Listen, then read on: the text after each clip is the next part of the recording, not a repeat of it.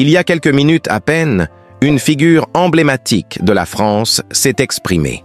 À l'âge de 90 ans, Brigitte Bardot a brisé le silence qui l'entourait depuis si longtemps.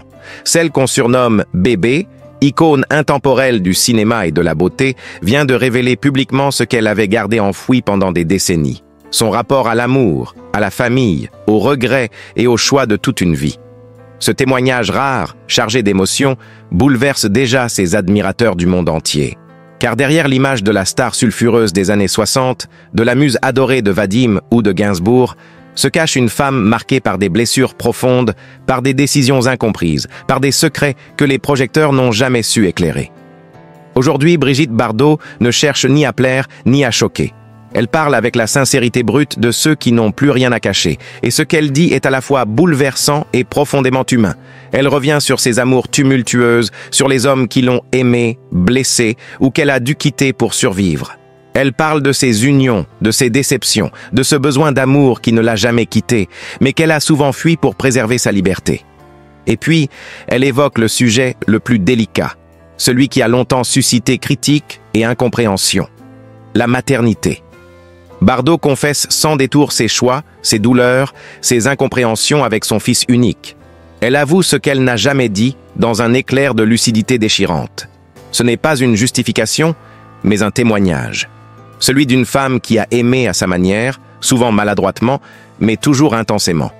Aujourd'hui, à 90 ans, elle regarde sa vie sans phare, sans filtre, avec une tendresse lucide pour celle qu'elle a été et pour les êtres qu'elle a croisés. Ce moment est historique. Brigitte Bardot ouvre son cœur comme elle ne l'a jamais fait. Et il serait dommage de ne pas l'écouter jusqu'au bout. Car au-delà des strass, des scandales et des polémiques, c'est une femme qui parle, une femme vraie, imparfaite, mais profondément touchante. Si vous voulez découvrir les confessions intimes d'une légende, restez avec nous jusqu'à la fin de cette vidéo. Vous verrez Brigitte Bardot comme vous ne l'avez jamais vue. Et si ces mots vous touchent, si vous aussi vous croyez en la force de la vérité, abonnez-vous à notre chaîne pour ne rien manquer des révélations les plus humaines des plus grandes icônes de notre époque. Brigitte Bardot. Deux mots qui évoquent à la fois le glamour, la liberté et la provocation. Mais derrière l'image sulfureuse de l'icône des années 50 et 60 se cache une femme dont le cœur a connu des tempêtes. Une femme qui, toute sa vie, a cherché à aimer et à être aimée, souvent au prix de grandes blessures. L'histoire amoureuse de Brigitte Bardot est un roman passionné, marqué par des unions fulgurantes, des déchirements publics et des moments d'intimité rarement dévoilés. Tout commence dans le Paris bourgeois d'après-guerre. Née en 1934, Brigitte grandit dans une famille stricte.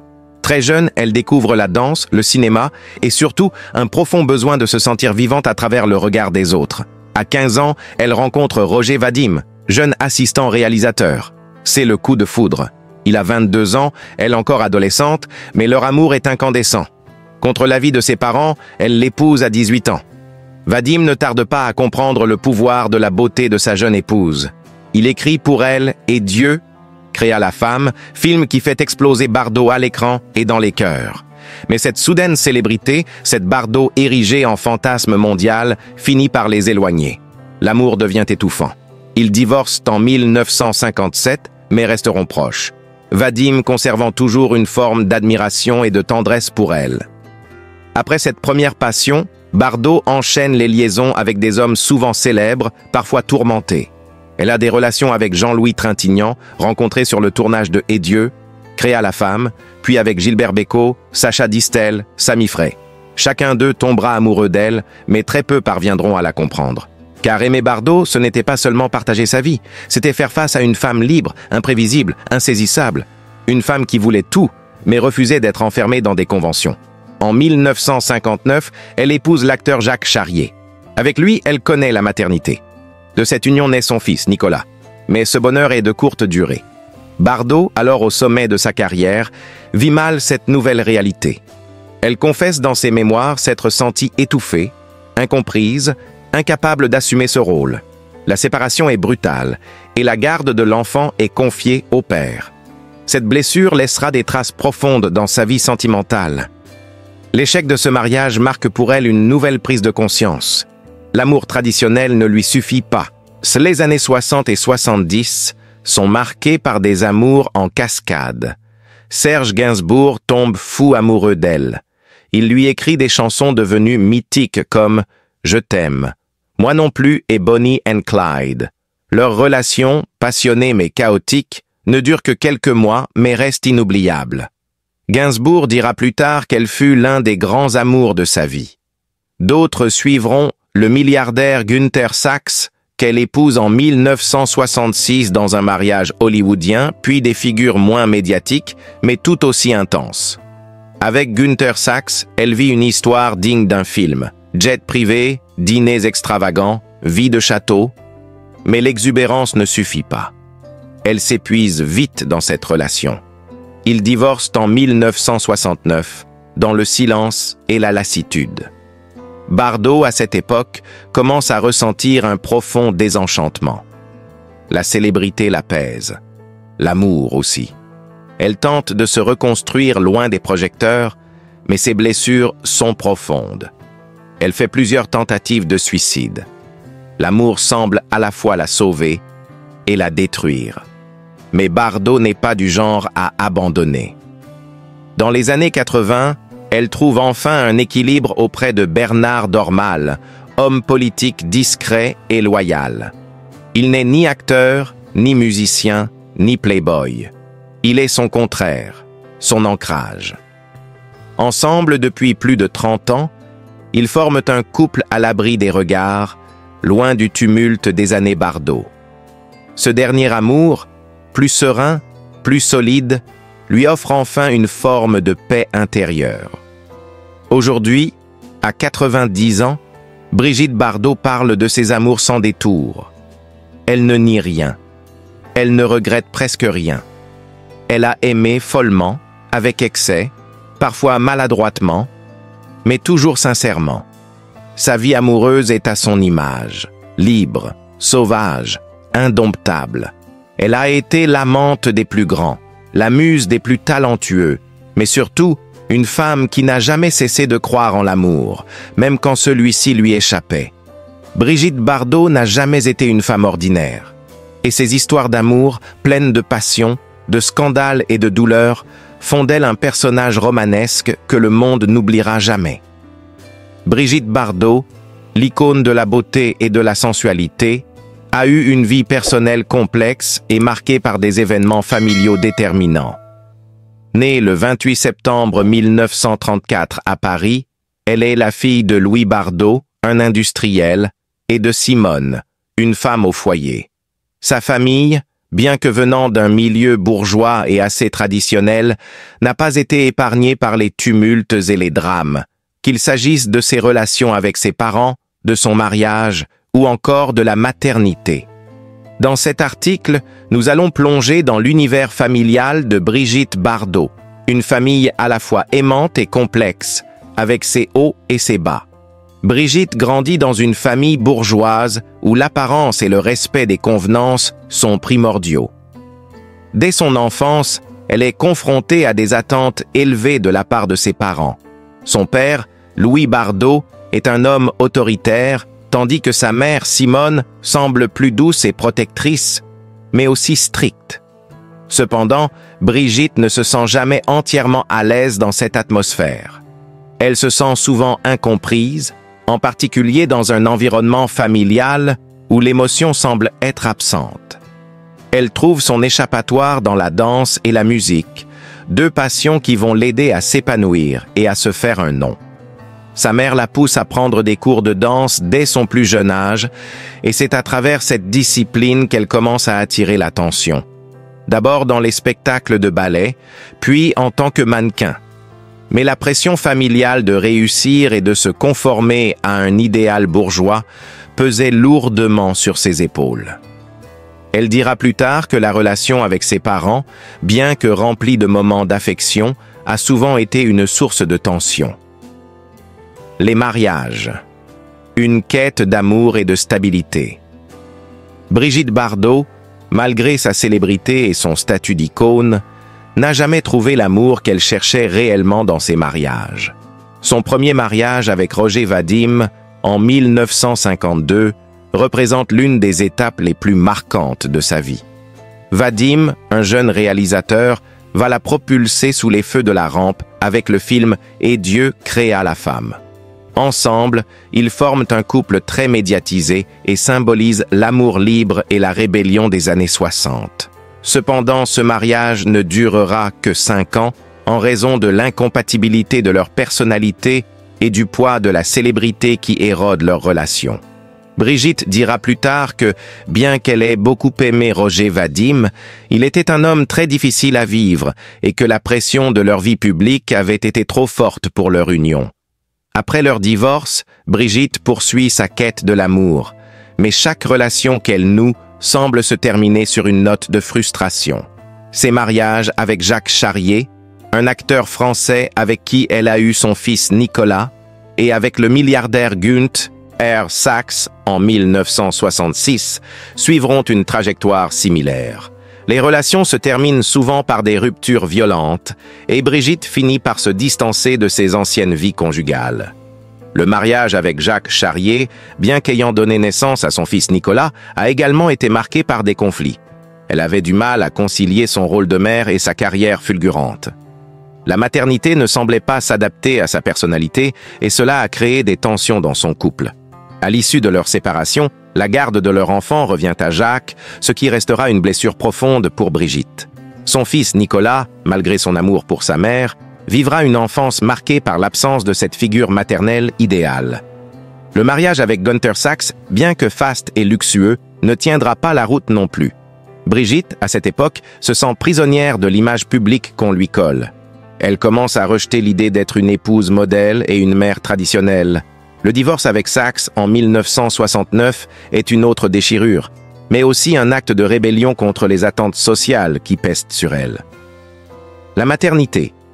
Une relation complexe avec son fils Nicolas, né en 1960, est sans doute l'une des seules personnes avec qui Brigitte Bardot entretient une relation qui dépasse les complications habituelles de ses relations amoureuses.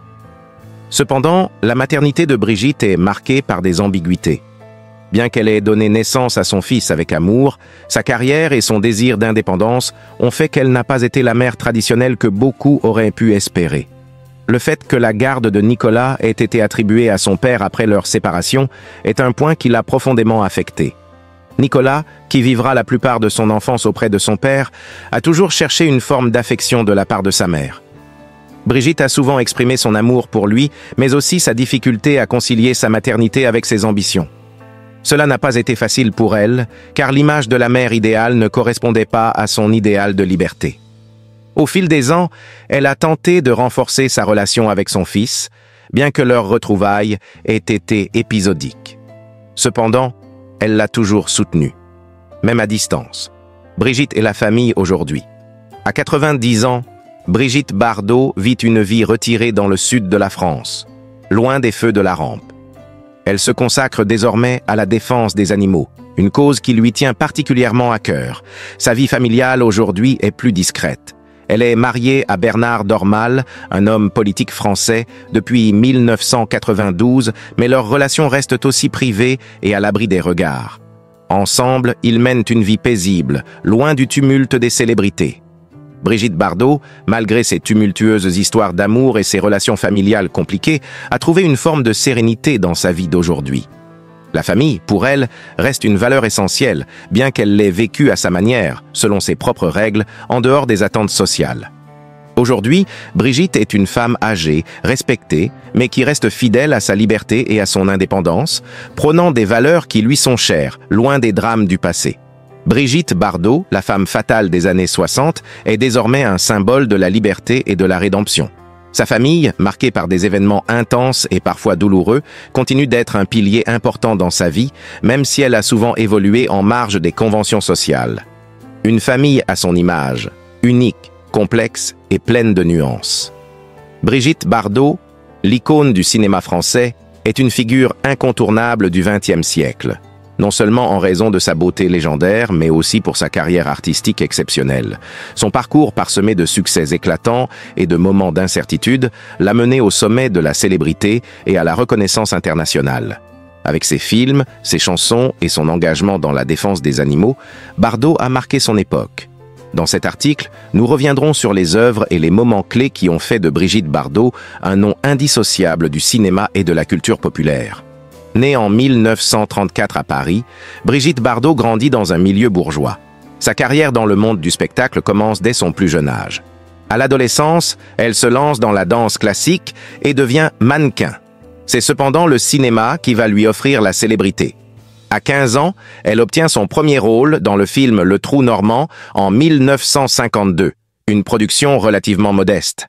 Mais c'est avec Et Dieu créa la femme en 1956 que Brigitte va réellement se faire connaître du grand public. Ce film, réalisé par Roger Vadim, son mari à l'époque, va transformer la jeune fille timide en une véritable star du cinéma français et international. La scène de danse endiablée dans la fameuse robe moulante est encore gravée dans les mémoires.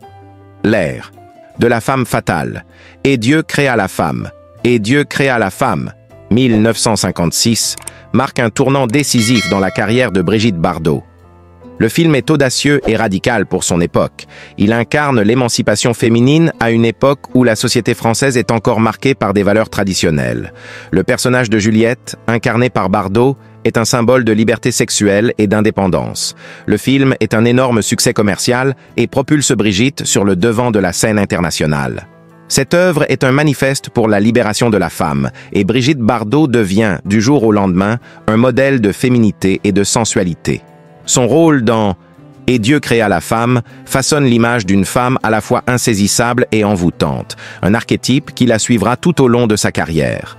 Avec ce film, elle devient l'une des actrices les plus célèbres du monde et l'égérie du cinéma français des années 50 et 60.